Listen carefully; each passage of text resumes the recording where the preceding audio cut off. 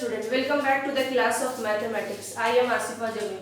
Last class हम लोग class 10 का एक्सरसाइज 16 है. मेरे पास RS अग्रवाल की ओल्ड बुक है. इस बुक में चैप्टर आगे पीछे दिया हुआ है. ठीक है, न्यू बुक में यानी न्यू एडिशन में चैप्टर थोड़ा सा आगे पीछे किया है. ये ध्यान, जब भी हम पढ़ाते हैं स्टार्ट करते हैं तो चैप्टर का हम नाम मस्ट है लेते हैं.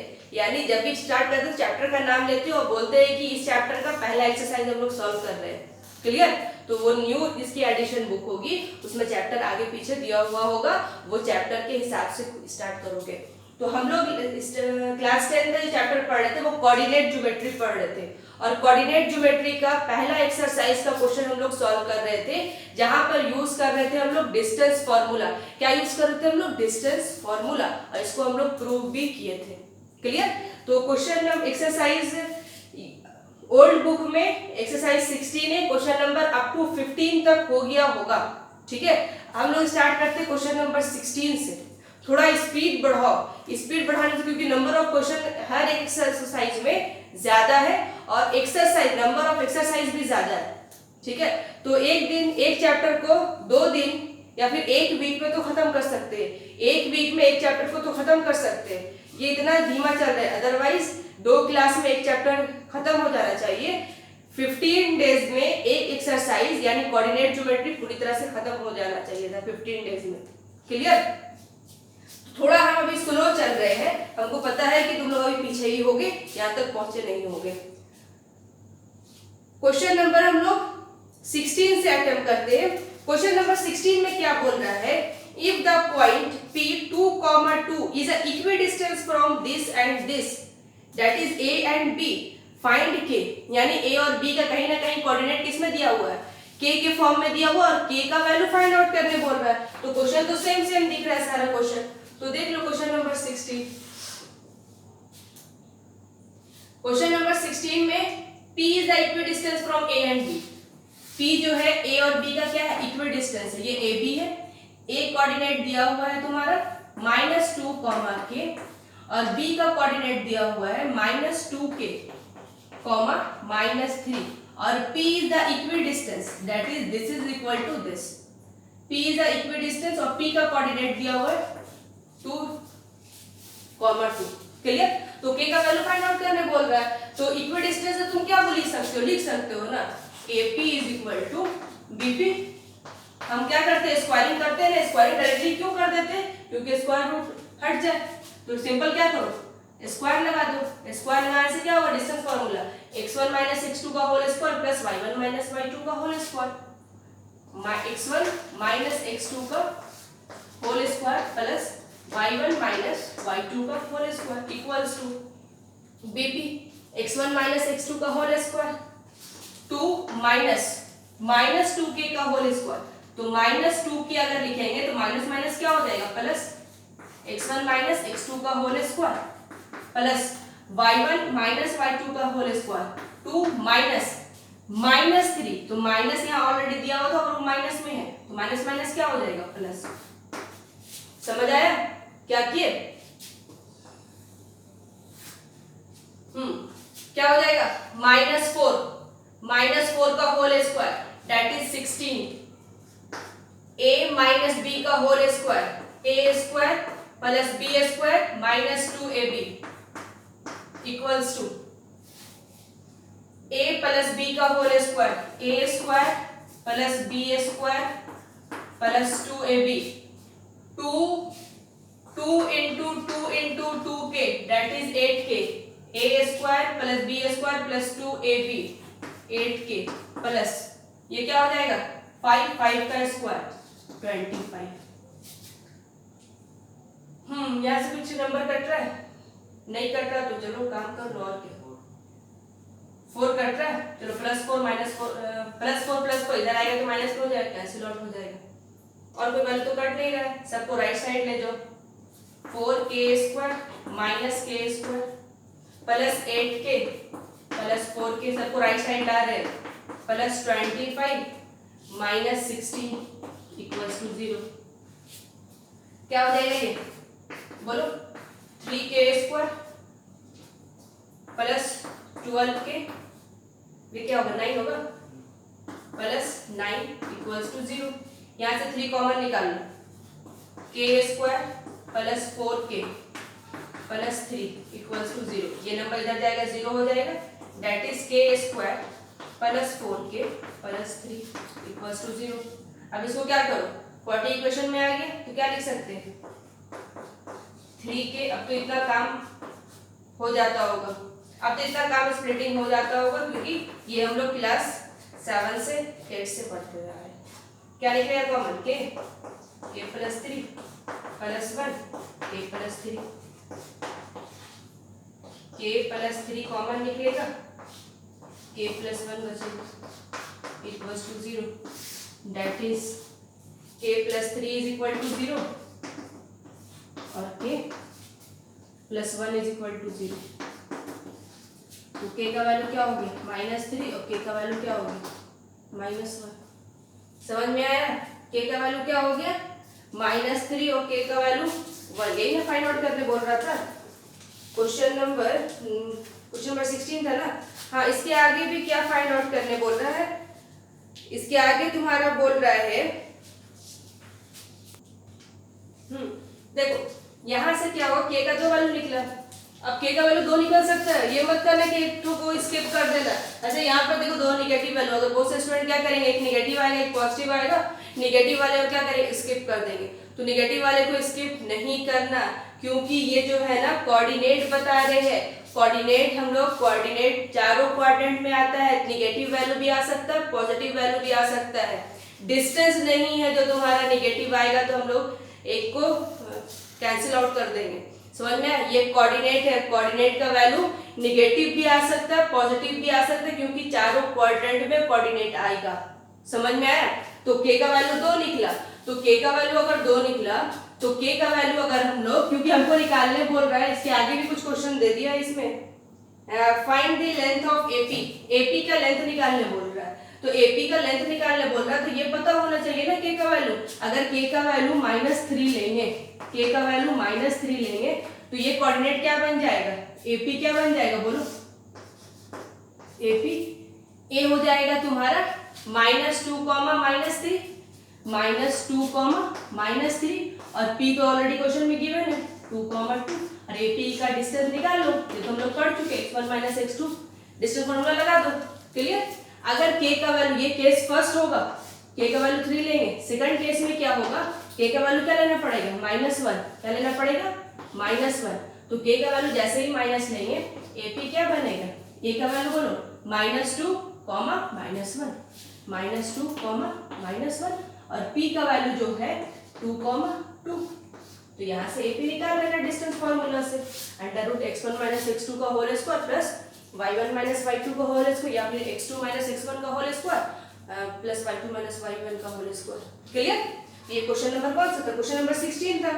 क्वेश्चन नंबर 17 में प्रूफ करने बोल रहा है, ये एक बार खुद से अटेम्प्ट करोगे, क्योंकि सीक्वेंस हम नहीं बताना चाहते। सीक्वेंस में अगर बताएंगे तो खुद से क्वेश्चन नहीं बनेगा, इसीलिए हम सीक्वेंस में नहीं बताने की कोशिश कर रहे हैं, बीच से क्वेश्चन को स्किप कर रहे हैं कि वो क्वेश्चन खुद से ट्राई करो। नहीं बनेगा तो कमेंट बॉक्स में कमेंट करो कि हम उस क्वेश्चन को, अगर कोई भी क्वेश्चन नहीं बन रहा है तो सारे क्वेश्चन को हम बताएंगे, लेकिन ये है कि अटेम्प्ट करो खुद से। समझ में आया। तो क्वेश्चन नंबर 17 हम बताएंगे नहीं, क्योंकि पहले तुम अटेम्प्ट करो या प्रूफ करना है, प्रूफ अटेम्प्ट करो फिर हम नेक्स्ट क्लास में डिस्कस करेंगे। क्वेश्चन नंबर 18 में बोल रहा है using the distance formula show that the given point are collinear. समझ में, ये डिस्टेंस फॉर्मूला देखो ये चीज बहुत कंफ्यूज करेगा, इसलिए हम कोलिनियर जब भी बताते हैं ना तो हम डिस्टेंस फॉर्मूला यूज नहीं करते हैं। समझ में आया। ये हम एरिया यूज कर लेते हैं, क्योंकि वो एग्जाम में ये नहीं लिखता using the distance formula find the this is collinear. समझ में आया, ये कोऑर्डिनेट आर कोलिनियर। तो ये कोलिनियर के लिए हम बताएंगे, यही चीज ज्यादा काम देगा, आगे भी काम देगा। और वो कोलिनियर क्या होता है, कोलिनियर क्या बोलते हैं, कोई भी 3 पॉइंट, 3 या 3 से ज्यादा पॉइंट किसी एक ही लाइन पर अगर लाई कर जाता है, 3 या 3 से ज्यादा पॉइंट, 3 और more than 3 point lie on the same line are called collinear. समझ में आ रहा है? कोलिनियर किसको बोलेंगे? दो या दो से ज्यादा पॉइंट अगर सेम लाइन पर अगर लाई कर जाएगा, तीन या तीन से ज्यादा पॉइंट अगर सेम लाइन पर अगर लाई कर जाएगा, उसको हम लोग क्या बोल देते हैं? कोलिनियर। और कोलिनियर देखो हम जो फॉर्मूला हम लिखाएंगे ना, इसी फॉर्मूला को याद रखो, क्योंकि ये वाला फॉर्मूला है ना थोड़ा सा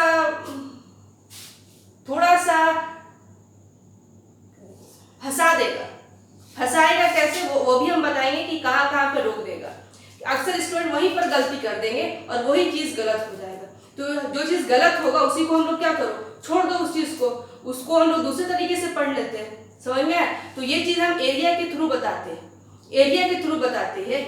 इसीलिए कोलिनियर का क्वेश्चन यहाँ पर क्वेश्चन नंबर 18 को अभी रोको, क्योंकि इसके बाद जस्ट जो एक्सरसाइज पढ़ेंगे ना, जस्ट एक्सरसाइज नेक्स्ट पढ़ेंगे, वहां पर एरिया पढ़ लेंगे, और एरिया पढ़ लेंगे तुरंत कोलिनियर का क्वेश्चन बन जाएगा। समझ में आया? नहीं तो ये 6 क्वेश्चन या 5 क्वेश्चन है देता है, 4 क्वेश्चन दिया हुआ, 4 क्वेश्चन में तुम्हें 2 घंटा खींच लेगा, तो ये टाइम किल कर देगा। इसीलिए क्वेश्चन क्वेश्चन नंबर 18 को अभी घेर दो, यानी कोलिनियर वाला जो क्वेश्चन है उसको अभी घेरो। नेक्स्ट क्लास में जब हम लोग जैसे ही एरिया शुरू करेंगे वो क्वेश्चन हम लोग सॉल्व कर लेंगे। क्लियर? इसलिए हम कोलिनियर का क्वेश्चन अभी घेर दिया। हाँ, इसके बाद जो क्वेश्चन है क्वेश्चन नंबर 19, क्वेश्चन नंबर 19 में show that the point A 7,10, B -2,5 and C 3,-4 are the vertices of the isosceles right triangle। क्या बोल रहा है? ये प्रूव करो कि जो कोऑर्डिनेट दिया हुआ है 3, ये कोऑर्डिनेट आइसोसेलेस राइट ट्राइंगल का कोऑर्डिनेट है। तो आइसोसेलेस राइट ट्राइंगल क्या होता है? आइसोसेलेस राइट ट्राइंगल यही ना होता है, दो साइड क्या हो, आपस में इक्वल हो, और यहाँ पे पाइथागोरस थ्योरम भी यूज कर सकते हैं। तो ये चीज हमको प्रूव करने के लिए हम दो साइड आपस में इक्वल दिखा दे और एक में क्या कर दे, पाइथागोरस थ्योरम लगा देते हैं। ठीक है? अगर दोनों चीज सेटिस्फाई हो जाएगा तो ये ट्राइंगल क्या हो जाएगा? Isosceles right angle triangle. अगर ये आइसोसेलेस राइट एंगल ट्राइंगल होगा तो ये कोऑर्डिनेट भी किसका होगा? आइसोसेलेस राइट एंगल ट्राइंगल का होगा। चलो स्टार्ट करते हैं क्वेश्चन नंबर 19।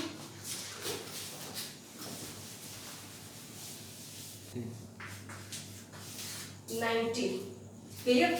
ये हमको प्रूव करने बोल रहा है, शो करने बोल रहा है। तो शो करने बोल रहा है कहीं ना कहीं ये राइट एंगल ट्राइंगल होगा, तो पहले साइड में हम उसको राइट एंगल ट्राइंगल हम बना देते हैं, क्योंकि क्वेश्चन गलती नहीं हो, इसीलिए हम राइट एंगल ट्राइंगल हम बना रहे हैं।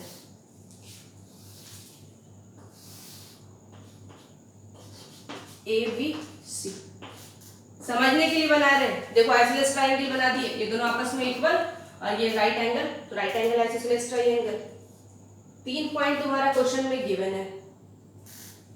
गिवन पॉइंट क्या क्या है? 7,10, ए जो है 7,10, बी है -2,5 और सी जो है 3,-4। देखो आगे जाकर के जब बताएंगे ना, एक दो क्वेश्चन जब पैरेललोग्राम पे आ जाएंगे कोऑर्डिनेट में, तो कोऑर्डिनेट में ये जो मेंशन कर रहे हैं ना, ये हम लोग कार्टेशियन बनाएंगे, कार्टेशियन प्लेन उस पर मेंशन करेंगे, क्योंकि अक्सर क्वेश्चन गलत हो जाएगा। ए के बाद हम लोग को आदत है कि बी लेने के बाद बी लेने का, बी के बाद सी लेने का आदत है, सी के बाद डी लेने का आदत है। लेकिन जब कार्टेशियन प्लेन में उस चारों पॉइंट को डालेंगे तो ए के बाद सी दिख जाता है हम लोगों को। समझ में आया? तो यहाँ पर मिस्टेक होता है इसमें। तभी चलो याद रखो कि ABC दिया हुआ है, क्योंकि 4 कोऑर्डिनेट होगा तब वहां पर मिस्टेक होगा। हाँ, ये को प्रूव करना है आइसोसेलेस ट्रायंगल। आइसोसेलेस ट्रायंगल के लिए प्रूव करने के लिए क्या दिखा दो ना, AC is equal to AB। कोई दो चीज इक्वल होना चाहिए ना, या तो AC is equal to AB होगा या BC is equal to AC। तो हम तीनों डिस्टेंस निकालते हैं, AB निकाल लेंगे, BC निकाल लेंगे और CA निकाल लेंगे। कोई दो साइड आपस में इक्वल होगा तो ये तुम्हारा क्या हो जाएगा? आइसोसेलेस ट्रायंगल हो जाएगा। उसके बाद हम क्या करेंगे? उसमें पाइथागोरस थ्योरम लगा देंगे। अगर पाइथागोरस थ्योरम वैलिड हो गया तो right angle isosceles right angle triangle हो जाएगा। क्लियर? सबसे पहले क्या निकाल लो, थोड़ा सा इसमें लॉन्ग जाएगा, घबराना नहीं है, थोड़ा सा लॉन्ग जाएगा, लॉन्ग काम करना पड़ेगा हम लोग को। AB निकालने का क्या फॉर्मूला? x1 - x2 का होल स्क्वायर, x1 - x2 का होल स्क्वायर 7 -2 का whole square that is plus y1 - y2 का होल स्क्वायर 10 - 5 का होल स्क्वायर। थोड़ा सा स्पीड तेज करके करोगे ना जल्दी हो जाएगा। 9 का स्क्वायर और प्लस 5 का स्क्वायर 81 प्लस 25 क्या होगा बोलो? 106 क्या हो जाएगा? 106। अब 6 को निकाल लेना हमेशा, प्राइम फैक्टराइजेशन करके निकाल लेना बाहर। 2 5 जा 10, 2 3 जा 6। और आएगा वैल्यू बाहर, कटेगा? नहीं कटेगा। तो ये क्या हो जाएगा? √53। ये ए बी निकल गया, बी सी निकाल लो। ये बाहर नहीं निकल रहा है, 106 बाहर नहीं निकल रहा है। चलो बीसी निकालने के क्या करें? x1 माइनस x2 का होल स्क्वायर या फिर y1 माइनस y2 का होल स्क्वायर कर सकते हैं। -2 -3 का whole square plus 5 minus x1 minus x2 minus minus plus whole square -5 का होल स्क्वायर और 9 का होल स्क्वायर। अच्छा यहीं से दिख गया। ये क्या हो गया? 25 प्लस 81 दैट इज 106 का स्क्वायर रूट। तो A B is equal to B C दिखा। यहाँ से क्या दिखा? A B is equal to B C that is triangle A B C is an isosceles triangle. Isosceles triangle, लेकिन right angle triangle भी तो prove करना था। तो प्रूव राइट एंगल ट्राइंगल के लिए क्या होना चाहिए? Pythagoras theorem. तो एक साइड निकालना पड़ेगा, तो AC निकालना। AC के लिए क्या करेंगे? 7 माइनस 3 का होल स्क्वायर प्लस 10 प्लस 4 का होल स्क्वायर। 4 का स्क्वायर 14 का स्क्वायर दैट इज 16 प्लस 4 4 जा 16 196। एक ने कहा था 4 1 जा 4 5 क्या हो गया? 196।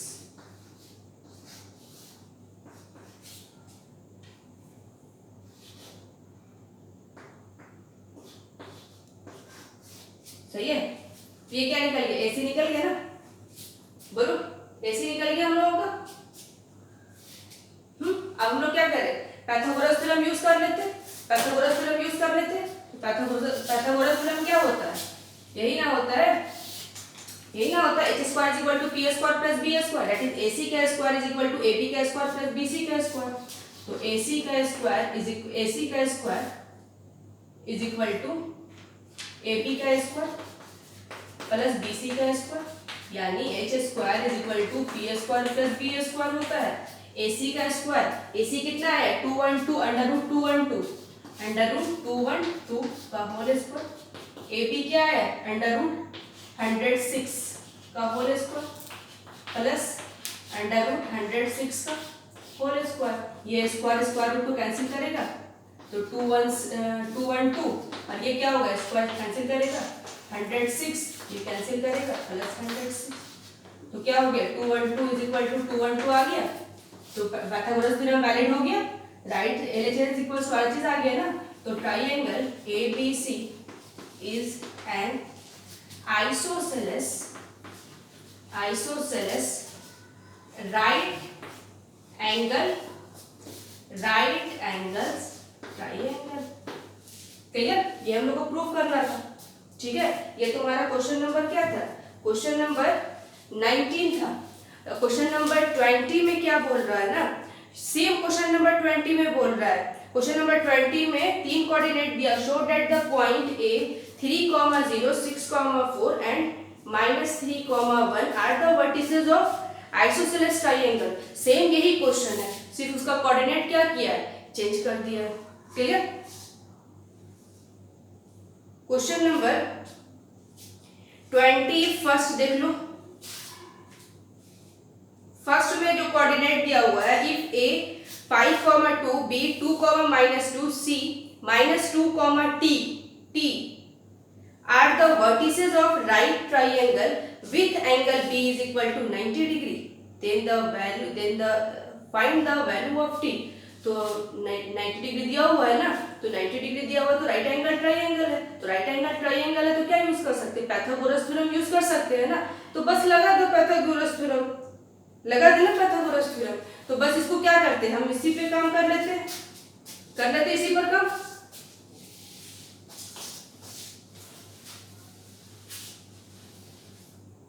राइट एंगल ट्रायंगल है, आइसोसेलेस नहीं है, इसीलिए हम इसको हटा दिए।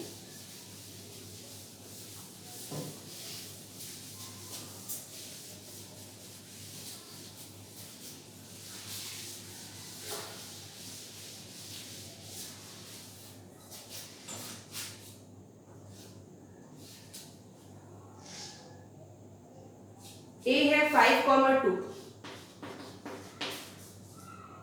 बी है 2, -2 और सी का वैल्यू है -2, t और एंगल बी 90 डिग्री है। तो find the value of t, क्या निकालने बोल रहा है? Find the value of t। तो पाइथागोरस थ्योरम है तो h² = p² + b² होगा, यानी हम लोग को सब साइड तो पता करना पड़ेगा ना। तो बस यहाँ पर लगा सकते हैं। पहले हम क्या करें, क्वेश्चन नंबर कौन सा था? क्वेश्चन नंबर 21 है। सबसे पहले ए बी निकालो। x1 - x2 का होल स्क्वायर, 5 - 2 का होल स्क्वायर प्लस 2 -2 का होल स्क्वायर, दैट इज +2 का होल स्क्वायर। तो क्या हो जाएगा ये बोलो? 3 का स्क्वायर प्लस 4 का स्क्वायर, दैट इज 9 + 16, 25 का। तो क्या निकलेगा? 5 यूनिट। ए बी निकल गया। बीसी बोलो। x1 - x2 का होल स्क्वायर, 2 - 2 का whole square, it is plus -2 - t का होल स्क्वायर, 4 का स्क्वायर। तो यहां से बता चुके थे माइनस बाहर निकलता है कॉमन, और माइनस से देखो यहाँ माइनस बाहर निकाल लो, माइनस को बाहर निकाल लो, अंदर क्या बचेगा? 2 + t का होल स्क्वायर। स्क्वायर इसको निगेटिव को क्या बना देगा? पॉजिटिव बना देगा ना। 16 प्लस a + b का whole square, a² + b² + 2ab, that is 20 plus t² + 40। ये तुम्हारा क्या निकल गया? bc निकल गया। ac निकालो। x1 - x2 का whole square, 5 - 2 that is 5x1 - x2, 5 + 2 का होल स्क्वायर, 2 - t का होल स्क्वायर, क्या हो जाएगा? 7 का स्क्वायर प्लस a - b का whole square, a² + b² - 2ab, a² + b² - 2ab, क्या हो जाएगा? 49 + 4, 49 + 4 plus t² - 40 plus t² - 40, AC निकल रहा ना। तो क्या हो जाएगा? 49 53 प्लस t² - 40। ठीक है। अब ये क्वेश्चन में ऑलरेडी बोल दिया कि राइट एंगल ट्रायंगल है तो पाइथागोरस थ्योरम यूज कर लेते हैं हम लोग। तो Pythagoras theorem, using Pythagoras theorem, that is h² = p² + b²। h की जगह पे बोलो, लिख सकते हैं ना ac का स्क्वायर, और p की जगह पर ab। p और b में कोई दिक्कत नहीं करता है, ये तो बात समझ में आता होगा। p और b में कोई दिक्कत नहीं, किसी को p बोलो किसी को b बोलो, यहाँ पर अभी फिलहाल दिक्कत नहीं करेगा। AC का स्क्वायर, AC कितना निकाले हम लोग? 53 + t² - 40। तो इस पर स्क्वायर डालना है, डाल दे स्क्वायर, और इस पर AC निकाले है ना, AC का स्क्वायर डालना है। स्क्वायर डालेंगे तो ये स्क्वायर रूट कैंसिल आउट हो जाएगा ना। डायरेक्टली हम क्या लिख दे 53 + t², 53 + t² - 40 equals to, sorry AB लिखना था यहाँ पर, AB क्या निकाले बोलो? AB क्या निकाले? 5। तो 5 पर क्या डालना पड़ेगा? 5 का स्क्वायर डालना पड़ेगा ना, क्योंकि स्क्वायर दिया हुआ, समझ आ रहा है। और फिर क्या BC क्या है निकाले? BC का स्क्वायर डालना है तो स्क्वायर क्या करेगा? स्क्वायर रूट को कैंसिल आउट कर देगा ना। क्या बचेगा? 20 + t² + 40, 20 + t² + 40।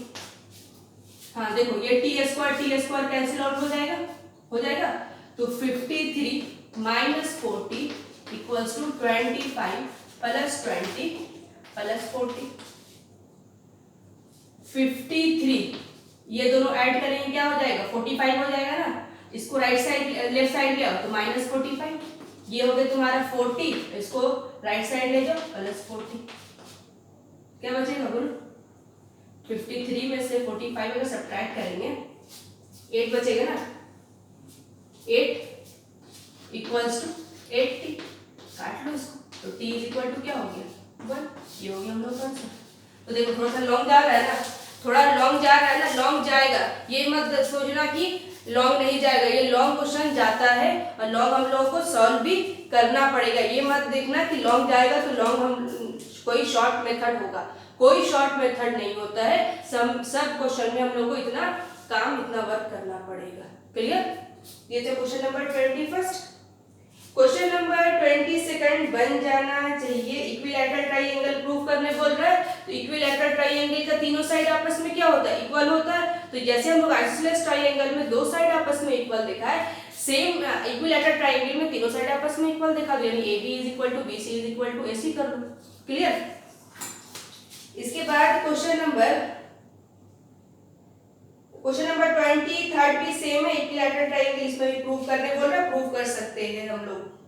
इसके बाद वाला नेक्स्ट क्वेश्चन निकालने बोल रहा है, शो दैट द पॉइंट इतना एंड इतना are isosceles right angle triangle. तो सेम क्वेश्चन नंबर 24 में भी यही बोल रहा है कि प्रूफ करो कि ये जो ट्राइंगल है आइसोसेलेस राइट एंगल ट्राइंगल है। तो प्रूफ तो हम लोग कर चुके हैं, पहले प्रूफ कर लेना। अब जैसे ही प्रूफ होगा इसके बाद हम लोग को इस आइसोसेलेस राइट एंगल ट्राइंगल के एरिया निकालने बोल रहा है। तो area of right angle triangle क्या होता है half into base into height. तो ये निकल चुका है, BC और AB निकल चुका है, तो सिंपल क्या करना है एरिया ऑफ ट्राइंगल निकालने के लिए half into base into height, that is BC निकाल चुके हो, AB निकाल चुके हो, इंटू करो आंसर आ जाएगा। क्लियर? ये क्वेश्चन नंबर 24 था। क्वेश्चन नंबर 25 में भी सेम क्वेश्चन बोल रहा है, देखो सारा क्वेश्चन सेम आएगा, इसलिए क्वेश्चन नंबर 25 में show that point 0 0,0 A 3,√3 B 3,-√3 are the vertices of an equilateral triangle. ये प्रूव करने बोल रहा है कि ये इक्विलैटरल ट्राइंगल का वर्टिसेस है। तो इक्विलैटरल ट्राइंगल प्रूव करने बोल रहा है कि ये जो ट्राइंगल इस कोऑर्डिनेट से अगर हम लोग ड्रॉ करेंगे तो ट्राइंगल कैसा होगा आइसोसेलेस राइट एंगल ट्राइंगल होगा। अगर ये आइसोसेलेस प्रूव करने बोल रहा है आइसोसेलेस राइट एंगल ट्राइंगल, तो आइसोसेलेस राइट एंगल ट्राइंगल के क्या करो तीनों साइड आपस में इक्वल शो कर दो, that is AB = BC = AC। Clear? अब ये ट्राइंगल हम लोग इक्विलैटरल ट्राइंगल प्रूव कर दिए, ये ट्राइंगल जो ड्रॉ होगा ये इक्विलैटरल ट्राइंगल होगा। अगर ये इक्विलैटरल ट्राइंगल प्रूव कर चुके तो हम लोग एरिया ऑफ इक्विलैटरल ट्राइंगल का हम लोग का फार्मूला क्या होता है √3/4A²। Area of equilateral triangle is equal to √3/4A²। A जो साइड निकाले क्योंकि तीनों साइड आपस में इक्वल होगा तो कोई एक साइड ए का वैल्यू उठा करके पुट कर लेना। तो question number 16 up to question number 25 करो, क्योंकि इसके बाद जो क्वेश्चन आ रहा है ना वो स्क्वायर का आ रहा है, स्क्वायर रोम्बस, तो वहां पर हम लोग प्रॉपर्टीज यूज करेंगे। क्लियर? तो क्वेश्चन नंबर 25 तक पूरा क्वेश्चन करो, अगर नहीं बनेगा तो कमेंट बॉक्स में कमेंट करना, हम उस क्वेश्चन को नेक्स्ट क्लास में डिस्कस कर लेंगे। क्लियर? चलो थैंक यू।